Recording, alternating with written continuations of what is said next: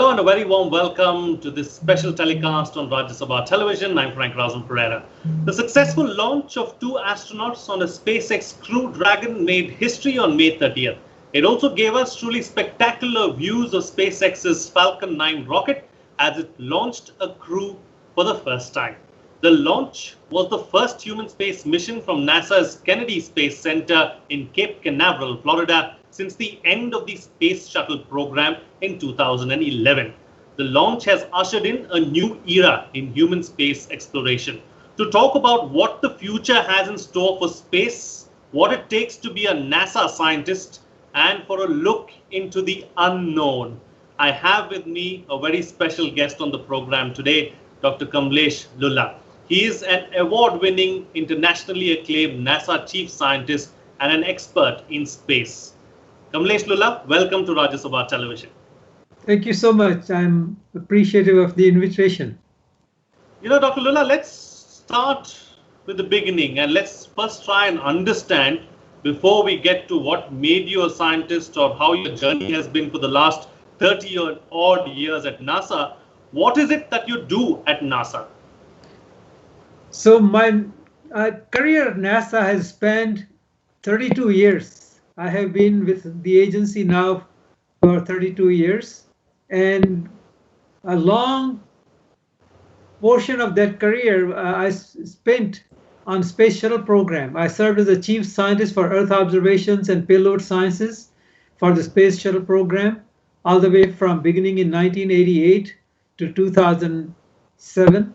And I have been involved with lots of technology developments, research, including my most exciting part of the job was training astronauts in science experiments and science payloads before the shuttle flew. So I would say that my entire career at NASA has been exciting, but working with shuttle program and making contributions both to science, technology, and gaining new knowledge has been a privilege as well as a pleasure of my scientific career. Just to let you know, at the end of the shuttle program, you mentioned the shuttle retired in 2011. So at the end of the shuttle program, since 2009, colleagues of mine and I, four of us, started writing a book on what we had accomplished on the space shuttle for the last 30 plus years. The name of the book is Wings in Orbit, Scientific and Engineering Accomplishments of the Space Shuttle. And four chief scientists, including myself, compiled and actually authored all the exciting things we did, everything from medical experimentation to Earth observation experimentation, developing new technologies, launch of Hubble telescope, putting new eyes on the Hubble telescope, and getting the extended long view of our cosmos and our planetary bodies. It has been an exciting journey, to say the least. I'm sure it has been an exciting journey, because space is something that excites us all, but only a very select few get the opportunity to really research on space and get to where you have been. But, what does it take to be a NASA scientist, really? Well, that's a very good question. And actually, I can answer that at maybe 2 or 3 different levels. For youngsters who want to be in space business, aerospace business, whether it's working for NASA or whether it's working for ISRO, Indian Space Research Organization, you really have to have a passion for technology, science-related subjects. So you have to be good in what we call science, technology, mathematics, engineering kinds of subjects. That's one part. And of course, if you want to be in technical areas, I think you need to get at least advanced degrees in that. In the past, experience was having a bachelor's degree was enough. That's not anymore. You must at least have a master's degree. In many cases, you require PhDs. For example, I have 2 PhDs. And so you need to have that passion to remain in that area. So that's one level of answer. Now, if you're not interested in technical fields, you mentioned earlier in your introduction that you are a journalist and you have not done academic science. But even if you're not interested in what I would call STEM fields or science and technology fields, there is always room for you in space programs because we need good business managers, we need good accountants, we need good journalists, we need communication specialists, we need social media experts, because as you know, space is a very, very pervasive and broad frontier. And we need talents of everyone, that can contribute to this great adventure that humankind is exploring, into the unknown. So I tell youngsters that don't get encouraged if you are not into science. If you are into other areas, you might as well be able to contribute to space programs, not only for NASA or United States, but in India and many other parts of the world. So, for example, I give them an example. They are surprised when I tell them that at NASA we hire divers who dive into the water bodies and oceans. And they wonder, why do you need divers? Well, we train astronauts in huge swimming pools, to simulate microgravity. And so we need divers to help astronauts do the training. So we have room for almost all professional, if you will, disciplines. But of course, we are a science and technology agency. So most of our workers are in science and technology. Absolutely. Absolutely. All right. So my two key takeaways from that is you need to have the passion and you need to have an interest, really, if you want to be a scientist or if you want a space scientist or if you want to be associated with space. Thank you for that, Dr. Lulla. Okay. All right. So let's talk about something that you're doing at the moment. What is it that you're currently working on? So currently, I am really interested in promoting and advancing and making contributions to advancing human space flight. Let me just back up and say, as you know, that NASA has 10 centers. And each center does a little bit different things. I'm at Johnson Space Center, and our goal is to put humans into space. So I've been involved with human space flight for the last 32 years. There are other centers that do more research, and there are other centers that do robotic technologies. So if you see rovers running around on the Mars, we go to JPL, or Jet Propulsion Laboratory. At Johnson, our job is to take smart astronauts and put them into orbit, so they become our observers, our scientists, our engineers in orbit, so that's what we do. So currently, I was involved with Space Shuttle program. I was involved with the International Space Station program. Currently, I'm director for research and technology collaborations and partnerships with researchers in cutting-edge technology, so that we can bring those technologies for future exploration. Moon to Mars exploration program that NASA is involved in will require talents of many people in both inside and outside NASA to really make this program successful. So I am interested in right now, and my job is to develop technologies, bring these best minds to work on advanced technologies that will help us, propel us into future missions. Okay, talking about future missions and talking about human missions, there are a couple of aspects that I want to take forward with you. You mentioned lunar, so let's start with that. Why is it important to send humans to the moon? Many people believe that it's a waste of time, it's a waste of money. But what would you like to say to them? That's a very good question and very important question. And as you know, NASA has a very splendid history where we landed humans more than 50 years ago on Moon. Everyone knows about Neil Armstrong, but we landed several astronauts on Moon, and we basically went for a small picnic. We didn't stay there.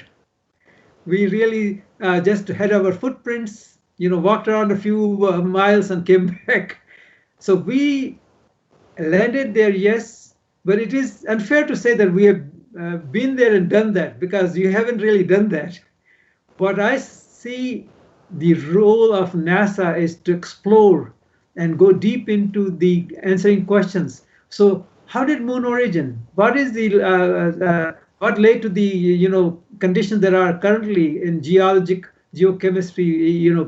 as well as other parts of Moon? How does it operate?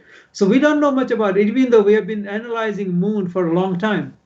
Now, Neil Armstrong and his colleagues, when they brought Moon samples, we're still analyzing those. So those few kilograms of samples are still, exciting to us as scientists. So to answer your question is at least in 2 or 3 parts. Part number 1, we still need to understand Moon, which is our closest neighbor.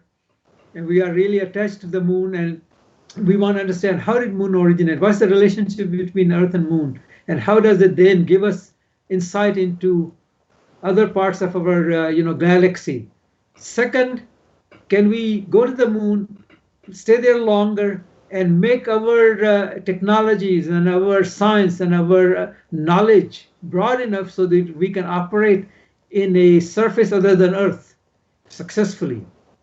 Thirdly, is there any way that we can use moon and resources that are on the moon to explore future and further the destination in the cosmos? So in other words, instead of launching all the time from Earth, maybe we can think about moon as a platform where we can mount future missions to learn our galaxies, our cosmos, and more importantly, do it internationally, do it in collaboration with other partners, with other countries, so that globally humankind is exploring together, our place in this universe. And NASA really is trying to answer a number of questions. One of the important questions people always ask me: why is NASA doing all this? Why are you flying all these missions? Well, the first question is, are we alone? Are we alone in this wonderful, wonderful world of cosmos that we live in? Number two question is, as human beings and as human civilization, can we survive in alien environments? And number three, can we develop technologies and scientific acumen throughout the globe that allows us to then have returns of those technologies back here on Earth? Whatever we do in space has implications and applications for Earth.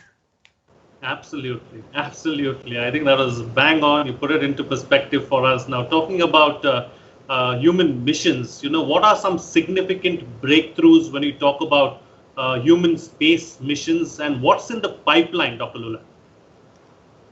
So it's a very good question. As you know, that humans have been going into space now for a number of years, all the way, at least in a NASA perspective, from a NASA perspective. We have sent, Gemini, Mercury, Apollo, Soyuz, then Space Shuttle, then International Space Station, and now we are planning to go send back humans to Mars and Moon. So the question is, what are the major accomplishments? Well, one of the, in my view, major accomplishments is we have been studying what happens to human body, what happens to our physiology, what happens to our systems as we leave the gravitational well of Earth. We, have evolved with Earth's gravity. Human body is really synchronized with Earth's environment, right? We are well suited for this planet. What happens when you leave this planet and you are in an environment where these kinds of conditions are not available? How do you adapt? What happens to us? How does our body function? What happens to our bones? What happens to our muscles? What happens to our cardiovascular systems? What happens to our neurovestibular systems? So I'll give you an interesting example. A lot of people may not know, though. I'm going to tell you a little story. So when we launch astronauts on the space shuttle, when they go up first several hours, their bodies are recalibrating. They are no longer in Earth's gravity. So they cannot test better. Their eyesight is not as good. And it takes them several hours to get used to the new microgravity environment. And of course, that kind of science is very important because that tells us that human body is resilient, and we can actually see how we can make technologies that will allow us to propel into other parts of the galaxy.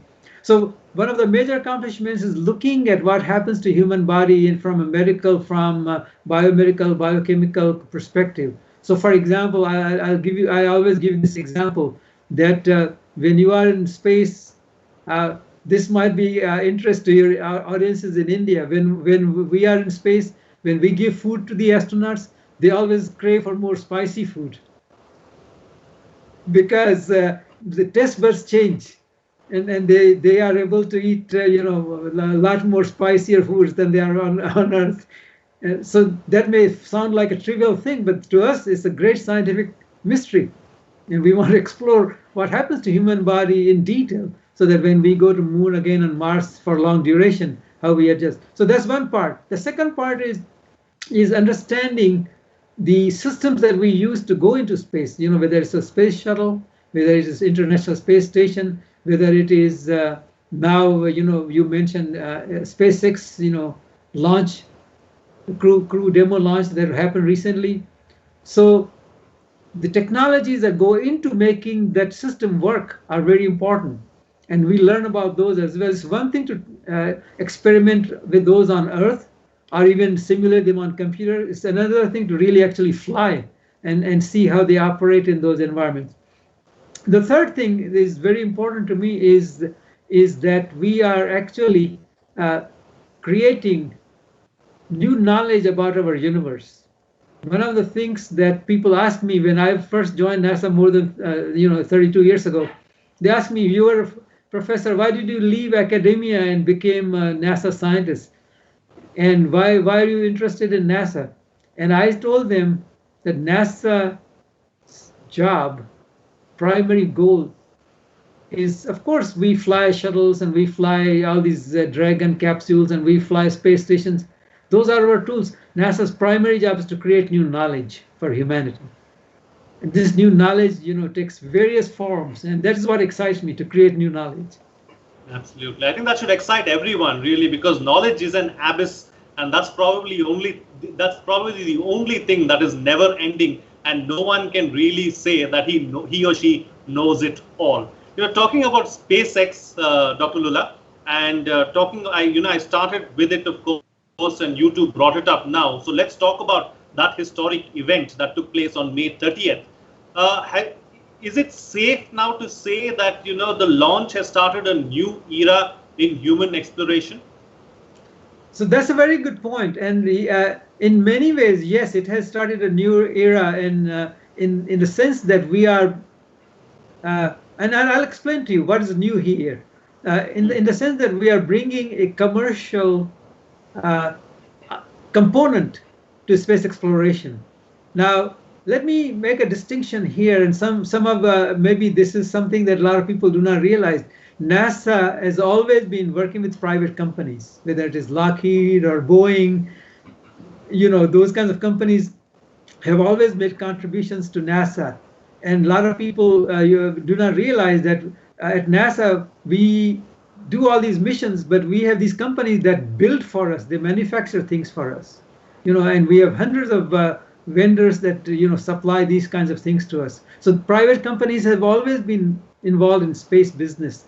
However, what is new about SpaceX launch is that we have now given commercial companies an opening, a market that they can develop on their own. And we are, instead of we funding private companies and giving them requirements of what to build, they can go and build, and they can successfully test and launch and see how their systems work. And then we at NASA become one of the customers or clients. That is what is new about this new era. So a lot of people confuse that, well, this is the first time NASA is working with private companies. Well, that's not true. We have been working with private companies for a long time. However, what we are bringing is a commercial component where SpaceX can work with other entities, including NASA, with their commercially developed rockets. And then they test it and they take full responsibility of operating it. And we become, if you can afford it, then you can become a client, and we are a client, and that sort of a thing. So that's wonderful, and that's what we mean by ushering a new era of human space flight. And of course, that really helps us develop the new low Earth orbit economy, where commercial companies can come together, compete, or collaborate and cooperate, whatever is appropriate, and create that market, if you will. I think the key word there is if you can afford it. That's the key takeaway from that particular explanation of yours. But Dr. Lulla, you spoke about collaboration. You spoke about how NASA has been collaborating or has been in partnership with private entities like Lockheed, like Boeing, and many others. So what has NASA's experience been really with private collaboration, and what about the sensitive data? So that's a very good question, and it's a very important question as well. So basically, the way NASA has been evolving, for a long time, is we believe in public-private partnerships, and at the same time, in public-private partnerships in the past have been has been in different mode, whether it's a contract or whether there is some kind of other mechanism. And these contracts and those mechanisms always provide for legal framework on how we are going to operate. And so your question about data and privacy and all those things, we handle those in a very robust way. One of the things that we do is, so for example, if a private company is collaborating with NASA and they bring a technology that is proprietary, we respect that. And we have, sort of some agreements. Example will be non-disclosure agreements, so that we respect their privacy and their proprietary information, and they respect our, requirements. So there are some things that they are NASA things that are public because we are tax-funded civilian agency, and they cannot copyright those. There are other things that they bring to the table that are proprietary developed. So it's an ecosystem that we have developed where we can work together and respect each other's intellectual property, and at the same time meet the public's need for public domain information. Absolutely. So, you spoke about the private sector. What is it that in your experience, what is it that the private sector brings to the table that NASA cannot provide? Actually, that's a very good question, and if you don't mind, I'm going to make it a little bit a broader question. Sure. And the question is, how are private sector companies, or how is private sector involved in space anyway, in general, including NASA? So let me answer that at a first broader level, and then I'll talk about NASA per se. So if you look at it, my experience has been, I've been in this business for more than 45 years almost. It's hard to believe. And out of that, 30 years at NASA. If you look at weather satellites, for example, for a long, long time, private companies have been involved in weather information, weather satellite, and weather satellites have space components, for example. So let me go to the next, communications. The space has been very important for communication satellites, and there have been private companies owning communication satellites, if you know very well. So private companies have been private enterprise has always been interested in space and space assets. Now, having said all that, in human space flight, it has always been governments or NASA, doing human space flight because of the risks involved, because of the cost involved, and more importantly, because of in my view, certain technologies that we need to develop, to be able to send humans and bring them safely back home. So human space flight is, in my view, the latest addition to the commercial portfolio, if you will, of space industries who have been working with weather and communications and other kind of GPS kind of satellites and so on. So space is not new for private enterprise. What is new is that now we are creating a market in low Earth orbit where they can actually take humans, and maybe in future, we don't know what is the time frame, but in future they can actually, like airlines, carry tourists and passengers into space. And that model is slowly evolving and slowly developing. And there will be a day when you may have companies XYZ saying, okay, if you have this kind of resources, we can give you a seat. How far away do you think that is, Dr. Lulla? I mean, because that's as exciting as it sounds, it seems dangerous as well. But how far away is it? Well, let me address it at two levels. So, as far as dangerous, space flight is inherently dangerous. But there are technologies and there are procedures and there is a training that you can buy down the risk. You can bring the risk down. If you really look at history of humankind, not too long ago, a few 100+ years ago, people thought flying in an airplane was risky. And over the time, it has become a routine, more or less. Not counting the fact that right now we are grounded because of virus. But so to give that analogy, slowly it will, I think, beginning to emerge. And in terms of timeline, I think timeline, in my view, the thing has already started. I'm sure you know that several private passengers who could afford, big amount of money have flown as tourists on Russian Soyuz, in the past. That model works now only for a limited population, and hopefully once the companies become more adept at bringing the cost down and making technology safer and building the consumer confidence, you will see that this market will move forward. Now, it's hard to say whether it will happen in 10 years, 15 years, 20 years, because you really have to have both, not only technology, marketplace, but also you need to have a international collaboration, because you're talking about lots of social and legal issues as well that need to be ironed out before that can become a reality. Absolutely. There's so much that I want to ask you, so much that I want to talk about, but there's so little time. So I'm going to try and run through as much as I possibly have up here in the next 3 minutes. So you spoke about the Soyuz, Dr. Lulla. Does this SpaceX launch mean that NASA's dependency on Russia's Soyuz is now over? That's a very good question. NASA feels that we have a long and productive partnership with various countries, including Russia. And we have been partnering with them and utilizing their services when the space shuttle retired. And we actually, by the way, I worked with Mir space station when shuttle used to dock with Mir space station. I was one of the scientists who was involved in that project as well. As a matter of fact, I have written a book on NASA Shuttle Mir program as well. So I'm very familiar with the program. So our approach is that Soyuz is a very wonderful resource. So is SpaceX's Dragon, as it was shuttle. So we have multiple options. This way we can actually utilize appropriately all the options that are available for sending humans into space, whether it is on an American system or some other system or Soyuz. In other words, good to have multiple options so that we can fully utilize International Space Station. Because let me say a word or two about International Space Station. International Space Station is a good example of international collaboration and coalition in space, and we have been doing it for 20 years.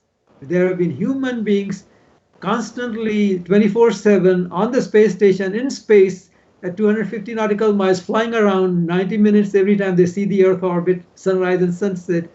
So the new generation of our citizens on Earth have always had a person in space. So International Space Station is a marvel of human engineering that is, I think, needs multiple options to send people to work and live there. So we will have that. And before I let you go, Dr. Lulla, because of paucity of time, I would like this conversation to go on for as long as it possibly can. But unfortunately, time is of essence. So before I let you go, what are the emerging opportunities really as far as the space sector is concerned? Very quickly. So emerging opportunities are multiple fold. I would say there are emerging opportunities in communications era, emerging opportunities in various technology areas. And more importantly, actually, there are emerging opportunities where we can actually do a lot of space-related technology developments in. Here is a very quickly. In Houston, a few years ago, we started what we call SpaceCom, where we want to integrate the commercial enterprises, so for example, marine technologies, information technologies, medical technologies, with space technologies. And these are the emerging opportunities. So telemedicine is an emerging opportunity, for example, and this COVID virus has proven that that's very important. So we have been developing telemedicine for space purposes, but now it's applicable to Earth. So that's the kind of way to look at it, is in integrating other sectors of industry that can benefit from what we are doing in space. Absolutely. Dr. Lulla, thank you so much for joining me on Rajya Sabha Television. It was indeed a pleasure to have you on the program. Thank you so much, and I look forward to talking to you again sometime. Absolutely. An insightful conversation, lots of things to learn, and still feels like there's so much more that I can learn as far as space is concerned. And the big takeaway from this is that space is for everyone, not just scientists or space scientists. If you have the will and if you have the passion, you too could do something as far as space is concerned. Dr. Lulla, a pleasure. See you again next time.